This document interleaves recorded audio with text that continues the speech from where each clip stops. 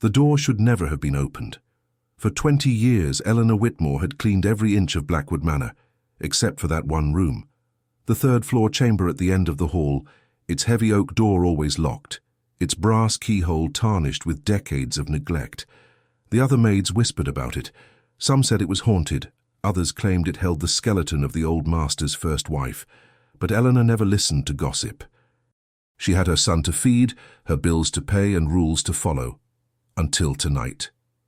The storm outside rattled the windows like a dying man's breath, and the power had gone out hours ago. The only light came from the flickering candle in Eleanor's trembling hand as she climbed the stairs, her heart pounding in her throat. She wasn't supposed to be up here. No one was. But the sound had pulled her, soft, desperate, unmistakably human. A whimper, a child's whimper. Her fingers brushed the cold doorknob, and for a second she hesitated. The Blackwoods had been clear. That room stays locked. But what if someone was hurt? What if it was a trick of the wind? No, she'd heard it. A sob, muffled but real. Swallowing hard, she pressed her ear to the wood. Silence. Then, scratch, scratch, like nails dragging against the other side. The key was where it always was, hidden beneath the loose floorboard in the hallway closet. She'd found it years ago but never dared use it. Until now. The lock resisted at first, groaning as if waking from a long sleep, then gave way with a sharp click. The door creaked open, revealing only darkness. The candle's flame stretched toward the void, illuminating a pair of wide, terrified eyes staring back at her from the shadows. A boy. Pale, gaunt, his dark hair matted to his forehead. He couldn't have been older than 10. His lips moved, but no sound came out, just a choked gasp as he scrambled backward, knocking over something metal. A chain clinked. Eleanor's breath caught. He was chained to the wall.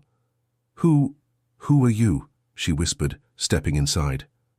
The air smelled of dust and something sour like fear. The boy's hands shook as he clutched a tarnished locket against his chest, his knuckles white. His eyes weren't just scared. They were pleading. Then the candle snuffed out. A floorboard groaned behind her. Eleanor spun around, her pulse roaring in her ears. The hallway was empty. But the door, she could have sworn she'd left it open, was now shut. And the key, the one she'd just used, was gone from the lock. Something scraped against the wood on the other side. Slow, deliberate, like fingers tracing the grain. A voice, low and rasping, slithered through the crack beneath the door. "You shouldn't have come in here, Eleanor." Her blood turned to ice. That wasn't Mr. Blackwood's voice. It wasn't any voice she'd ever heard before. And then the doorknob began to turn. "If you want to know what happens next, you won't believe the secret this boy is hiding. Hit like, subscribe, and turn on notifications. The truth about the Blackwood family will leave you speechless." The candle's flame had died, but the image of the boy's face was burned into Eleanor's mind. His hollow cheeks, the way his wrists were raw from the chains, the silent terror in his eyes as the doorknob twisted behind her. She stumbled back, her spine hitting the wall as the door swung open on its own, revealing nothing but the empty hallway beyond. No one was there. But the voice had been real. And so was the cold draft that now coiled around her ankles, whispering through the cracks in the floorboards like a warning. The boy still hadn't moved. He was curled into himself, his bare feet pressed against the cold stone floor, the chain around his ankle just long enough to let him reach the far corner of the room. The locket in his hands gleamed dully in the moonlight, spilling through the broken shutter. Eleanor's fingers fumbled for the lighter in her apron pocket, her hands slick with sweat.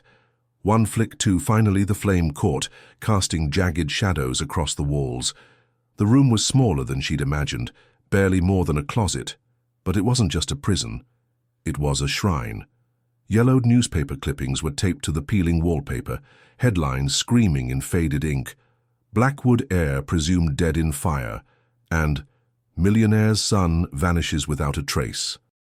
Photos too, dozens of them. A young woman with the boy's same dark eyes, her smile hauntingly familiar. A birth certificate, its edges singed. Lucas Adrian Blackwood. Eleanor's stomach twisted. She knew that name. 14 years ago, the Blackwood family had been shattered by scandal. The eldest son, Adrian, had died in a fire at the family's summer estate, or so the story went. His body was never found. His wife, a former maid named Clara, had disappeared the same night, accused of stealing from the family before vanishing into the slums. The Blackwoods had buried an empty casket and never spoken of them again. Until now. "You're his son," she breathed, crouching in front of him. "Adrian's boy." The boy, Lucas, flinched at the sound of his own name. His fingers tightened around the locket, and when he finally spoke, his voice was a rasp, as if he hadn't used it in years. "They said she was a thief, but she wasn't. She was my mother." Eleanor's throat burned. She'd been working for the Blackwoods back then. She remembered the rumors, the way Mr. Blackwood had stormed through the halls, his face twisted in rage, the way Mrs. Blackwood had wept in her room for weeks. And then silence, as if they'd all agreed to forget. But someone hadn't forgotten. A floorboard creaked in the hallway. Eleanor blew out the lighter, plunging them back into darkness. She pressed a finger to her lips, her heart hammering so loud she was sure it would give them away. Footsteps, slow, heavy, not the hurried stride of a servant, but the deliberate tread of someone who knew they were being watched. Mr. Blackwood. She'd recognize that gait anywhere. The way his cane thudded against the floor, the way his breath hitched just slightly, a telltale sign of the emphysema he refused to acknowledge. The doorknob turned again. This time, the door didn't stop. It swung open, and the beam of a flashlight sliced through the blackness, landing on Lucas's chained ankle. For a second, there was only silence. Then, "I told you never to come in here, Eleanor." Mr. Blackwood's voice was calm. Too calm. The light shifted, illuminating his face. His usually impeccable silver hair was disheveled, his eyes bloodshot. He didn't look surprised. He looked resigned. Lucas let out a whimper, shrinking back. Eleanor moved on instinct, stepping between them, her body shielding the boy. "Sir, I heard a noise. I thought someone was hurt." Mr. Blackwood's lips curled into something that wasn't quite a smile. "And now you've seen what happens to those who disobey." The flashlight flickered, and for the first time Eleanor saw what was behind him. Victoria. Mr. Blackwood's daughter, the sole heir to the Blackwood fortune, stood in the doorway, her silk robe clinging to her like a second skin. Her face was a mask of cold fury, her manicured nails digging into the doorframe. "Father," she said, her voice dripping with venom, "what is that doing out of its cage?" Eleanor's blood ran cold. Lucas let out a choked sob, and Victoria's eyes narrowed. "You!" She took a step forward, her heels clicking against the wood. "You were supposed to be gone. You were supposed to stay gone." Mr. Blackwood sighed, as if this were all an inconvenience. "It seems our little secret isn't so secret anymore." Eleanor's mind raced. This wasn't just about a locked room. This was about inheritance, about blood. If Lucas was Adrian's son, then he was the rightful heir, not Victoria. And Victoria knew it. The chain rattled as Lucas tried to scramble farther into the corner, but there was nowhere left to go. Victoria's gaze locked onto the locket in his hands. "Give that to me," she demanded, holding out her palm. Lucas shook his head violently, clutching it to his chest. "It's mine. It was my mother's." Victoria's face twisted. "Your mother was a liar, a thief. She didn't deserve to wear the Blackwood name, and neither do you." Eleanor's hands clenched into fists. She'd seen Victoria's cruelty before, the way she fired servants on a whim, the way she'd once thrown a glass at a gardener for pruning her roses wrong. But this was something darker. This was murder. "Mr. Blackwood raised a hand, silencing his daughter. "Enough, we'll handle this." His eyes flicked to Eleanor. "You have two choices, Eleanor. Walk away right now, pretend you never saw any of this, and I'll make sure you and that boy of yours are very well compensated." His voice dropped to a whisper. "Or you stay and you both disappear." The threat hung in the air, thick and suffocating. Eleanor thought of her son, waiting for her in their tiny apartment above the city. His homework spread out on the kitchen table, his trust in her absolute. She thought of the way Victoria was looking at Lucas, like he was nothing more than an insect to be crushed. She made her choice. "I'm not leaving him." Victoria's laugh was sharp, humorless. "Then you're a fool." She reached into the pocket of her robe and pulled out a phone. "Daniel," she said into it, her voice saccharine, "we have a situation. The third-floor room, yes, permanently." Eleanor's breath hitched. She knew who Daniel was, the Blackwoods fixer, a former cop turned private enforcer, the man who made problems go away. Mr. Blackwood didn't stop her. He just watched, his expression unreadable, as Victoria ended the call and smiled. "You have 5 minutes to say your goodbyes, Eleanor. Then Daniel arrives. And trust me," her eyes gleamed in the dark, "you don't want to be here when he does." The door slammed shut. The lock clicked. Eleanor turned to Lucas, her hands shaking. "We need to get out of here, now." But the window was barred, the door was locked, and the chain around Lucas's ankle was bolted to the wall. Outside, the sound of a car engine roared to life. They were out of time. The car engine outside wasn't just a threat, it was a death sentence. Eleanor's fingers flew over the rusted chain around Lucas's ankle, her nails snapping as she tugged at the bolt securing it to the wall. The metal groaned but didn't budge. "It's too old," she hissed, her voice raw with panic. "We need a tool, something to break it." Lucas's breath came in short, sharp gasps, his eyes darting between her and the door as if expecting it to burst open at any second. "Under the floorboard," he whispered, his voice barely audible. "There's a key. He hid it there." Eleanor didn't question who he was. She dropped to her knees, her fingers clawing at the warped wooden planks until one splintered free. Beneath it, tucked into the dust, was a small iron key. She jammed it into the lock, twisting with all her strength. The mechanism screamed in protest, then gave way with a sharp snap. Lucas let out a choked sob of relief, but there was no time to celebrate. The sound of boots crunching on gravel echoed from outside the window. Daniel was here. "The shutters," Eleanor urged, shoving Lucas toward the only possible escape. The boy hesitated, his body trembling. I haven't been outside in years." His skin was pale as moonlight, his limbs thin as reeds. She grabbed his shoulders, her grip bruising. "You will survive this, do you hear me? You are Adrian Blackwood's son, that means something. That means fight." The window was narrow, the bars rusted but sturdy. Eleanor wrapped her hands around one and yanked with every ounce of strength she had. The metal groaned but didn't bend. "Again," Lucas breathed, pressing his small hands beside hers. They pulled together, veins standing out on their foreheads, and with a shriek of tearing metal the bar snapped free. The second followed just as the doorknob downstairs rattled violently. "They're inside," Lucas whispered, his voice breaking. Eleanor didn't think. She hoisted him onto the windowsill, ignoring the way the jagged edges of the broken bar tore at her palms. "Jump to the tree branch. It'll hold you. Then run. Don't look back." Lucas's eyes locked onto hers, wide with terror. "What about you?" She didn't answer. Instead, she gave him a shove, sending him tumbling into the storm-soaked branches of the oak tree outside. He landed with a gasp, his fingers scrabbling for purchase as the wind howled around him. Eleanor didn't wait to see if he made it. She turned just as the bedroom door exploded inward, wood splintering like gunfire. Daniel filled the doorway, his massive frame blocking the light. His face was a map of scars, his knuckles wrapped in brass, his breath reeking of whiskey and cigarettes. "Should have taken the money, Eleanor," he growled, cracking his knuckles. "Now you're going to learn why they call me the cleaner." She backed up, her heels hitting the windowsill. There was nowhere left to go. Daniel lunged, his hand closing around her wrist, then froze. A gunshot cracked through the air, so loud it made her ears ring. Daniel's grip loosened as his body jerked, a dark stain blooming across his chest.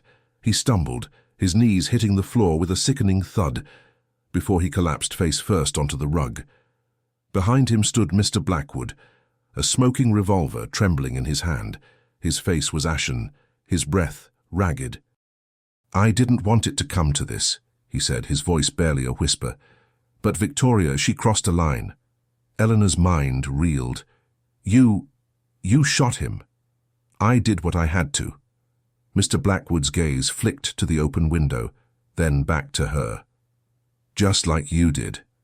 He stepped over Daniel's body, his cane clicking against the floor, and reached into his coat. For a second, Eleanor thought he was pulling out another weapon. But it wasn't a gun. It was a folder, thick with papers. Take this, he said, pressing it into her hands. It's everything: birth records, DNA tests, Clara's last letter, proof that Lucas is my grandson, proof that Victoria is a murderer. Eleanor's fingers numbed around the folder. What? Mr. Blackwood's voice was hollow. Clara didn't die in the fire. Victoria made sure of that. She paid off the coroner, burned the body beyond recognition. Adrian's accident. Poison. She's been cleaning up loose ends for years. He exhaled sharply, as if the weight of the words was crushing him. I didn't know, not until it was too late. But I do know she won't stop. Not until Lucas is dead, and the fortune is hers. A floorboard creaked in the hallway. Victoria's voice cut through the silence sharp as a blade. Father? Daniel? Her footsteps drew closer. What's taking so... Mr. Blackwood's eyes widened. Go, he hissed, shoving Eleanor toward the window. Now, before she sees you. Eleanor didn't hesitate. She scrambled onto the sill, the wind whipping her hair into her face as she dropped onto the tree branch below. The wood groaned under her weight, but held. She could see Lucas ahead, his silhouette disappearing into the storm, heading toward the old servants' tunnel that led to the cliffs.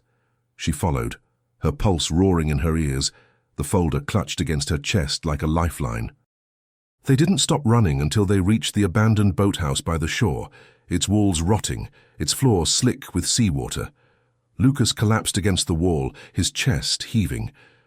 We can't stay here, Eleanor panted, ripping open the folder. The first page was a birth certificate. Lucas Adrian Blackwood, born to Clara and Adrian Blackwood.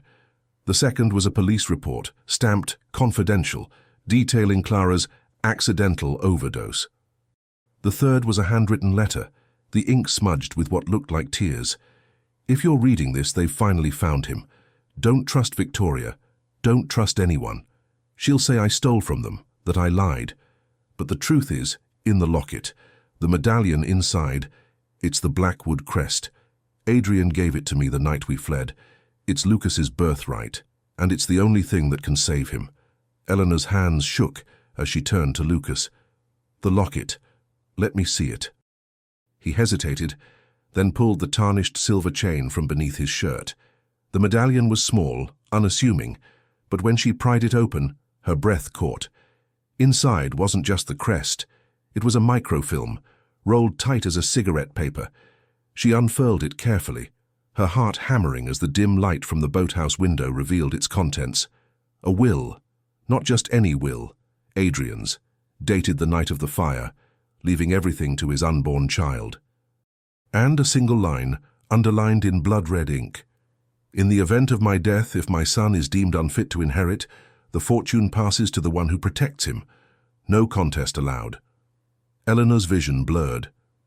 This changes everything. If they could get this to a lawyer, if they could prove Victoria's crimes, Lucas wouldn't just be safe. He'd be the heir, the real heir. But then the boathouse door rattled. A slow, deliberate knock echoed through the wood. Eleanor, Victoria's voice called, sweet as poison. I know you're in there, and I know you have my little brother. Lucas's face drained of what little color it had. She followed us. Eleanor's fingers closed around the locket. They were trapped, but they weren't helpless. Not anymore. Because now they had the one thing Victoria feared most. The truth. What would you do next? Run? Fight? Or use Victoria's greed against her? Drop a comment, because the next move could change everything. The boathouse door shuddered under Victoria's fist, the wood splintering with each strike. Last chance, Eleanor, she purred, her voice dripping with false sweetness. Hand over the boy and the papers, and I'll make your death quick. Refuse. Well, Daniel loved his work. Lucas pressed against the wall, his breath coming in shallow gasps, his fingers white-knuckled around the locket. Eleanor's mind raced. They couldn't fight. They couldn't run, but they could outsmart her. She met Lucas's eyes and pressed a finger to her lips. Then, slowly, she stood and moved toward the door, her footsteps deliberate. "I'll make a deal," she called, her voice steady, despite the storm of fear in her chest. "The papers for our lives. You let us walk away and the will stays hidden forever." A pause, then Victoria's laughter, cold and calculating. "You're in no position to bargain." "Aren't I?" Eleanor slid the folder through the crack beneath the door. It landed at Victoria's feet with a dull thud. "There's your proof, now let us go." Silence, then the sound of paper rustling. Eleanor held her breath, counting the seconds. 1, 2, 3. The door flew open. Victoria stood there, the folder clutched in her hands, her eyes wild with triumph. "Stupid girl," she sneered. "Did you really think I'd—" Eleanor didn't let her finish. She lunged, slamming her shoulder into Victoria's stomach. They crashed to the ground, the folder scattering across the damp floorboards.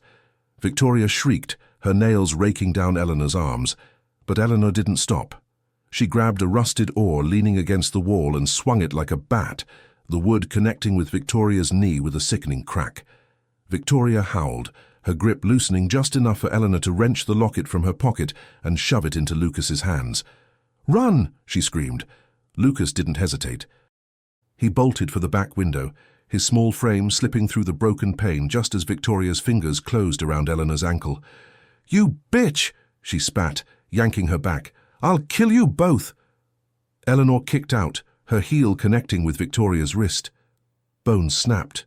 Victoria screamed, her voice raw with fury, but Eleanor was already scrambling after Lucas, the salt wind stinging her face as they burst onto the cliffs. The storm raged around them, waves crashing against the rocks below. Nowhere to go, nowhere to hide, except the cave!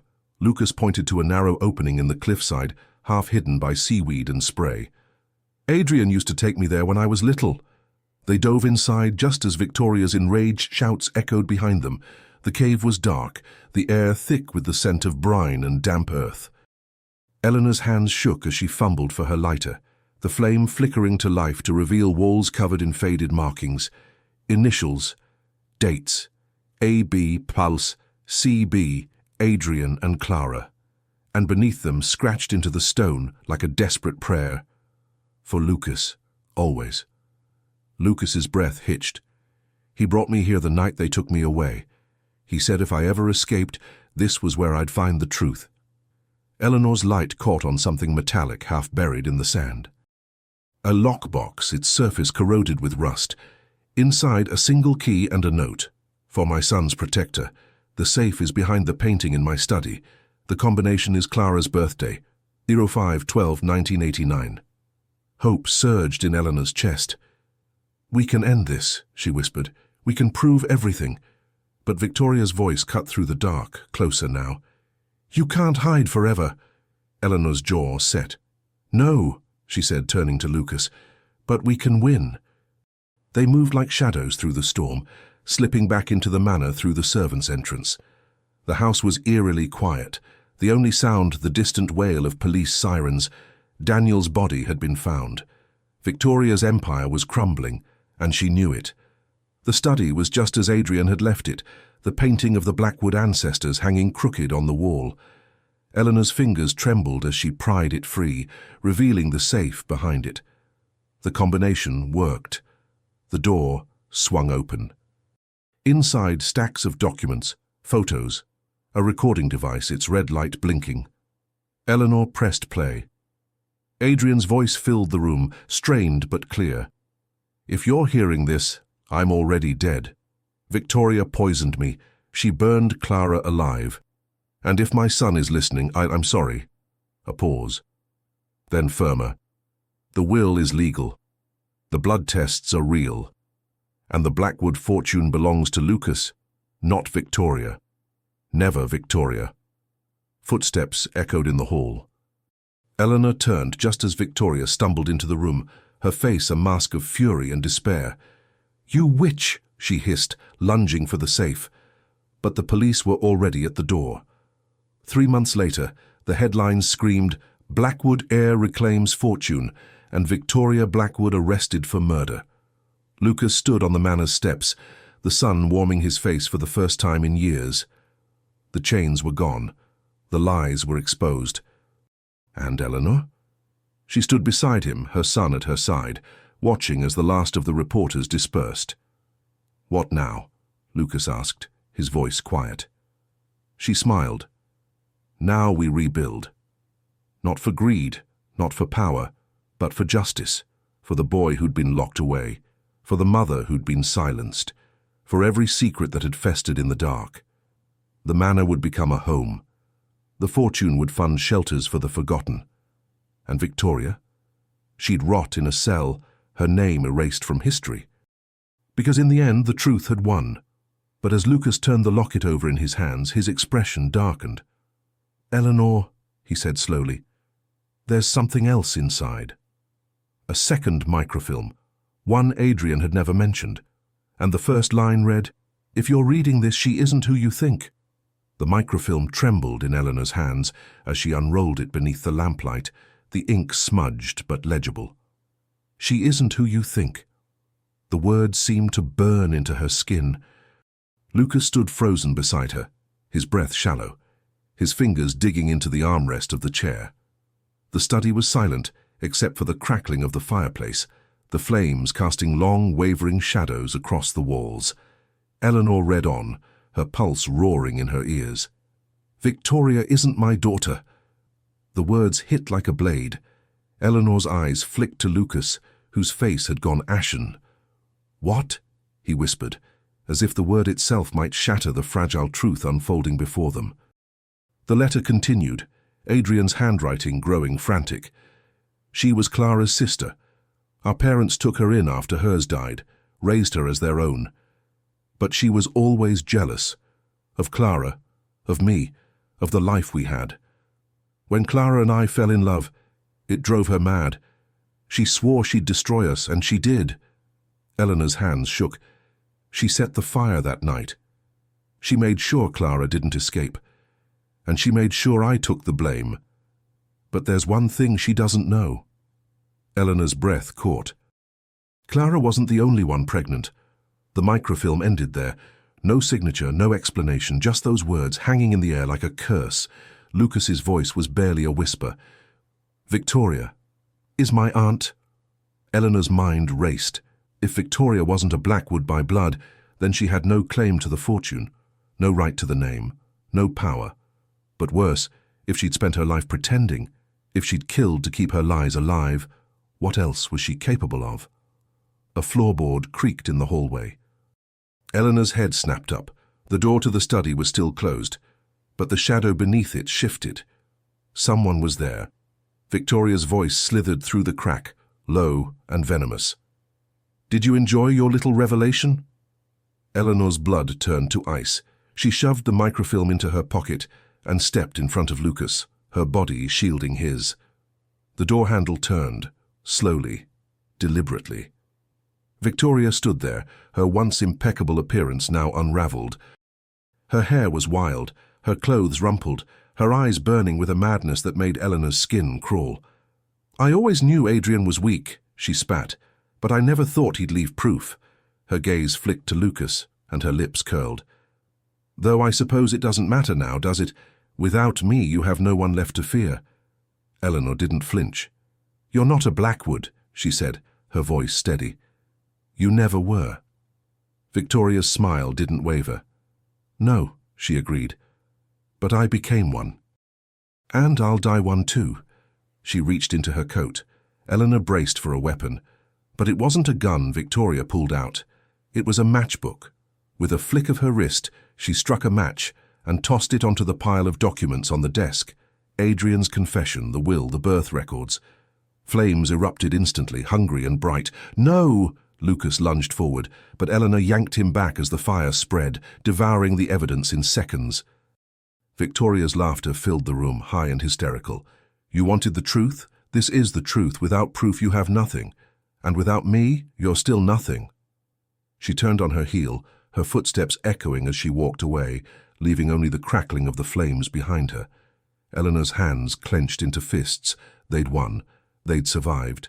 But Victoria had just burned their future to ash. Or had she? Lucas's voice cut through the smoke. Eleanor. He held up the locket. The medallion was open, the microfilm gone, but in its place, tucked into the hidden compartment, was a USB drive. Eleanor's heart stopped. Adrian had been smarter than they realized. 3 weeks later, the truth exploded across every news outlet in the country.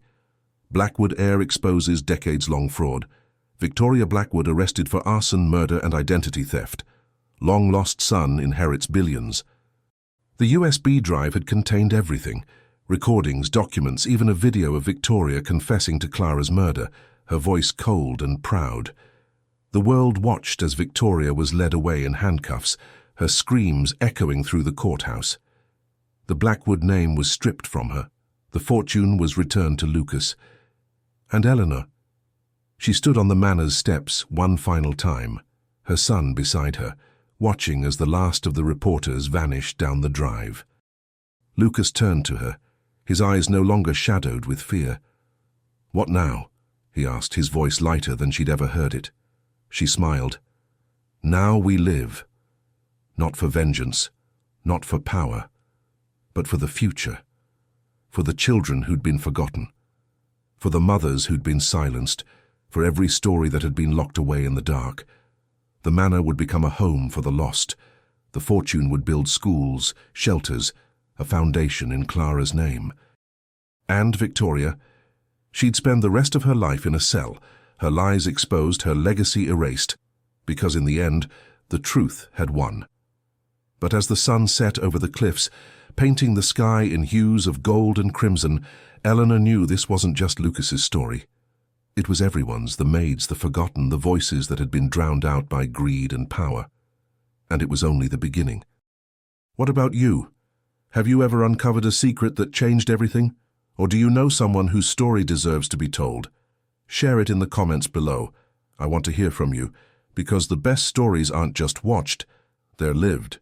And who knows, yours might be the next one we bring to life. Like, subscribe, and let's make history together.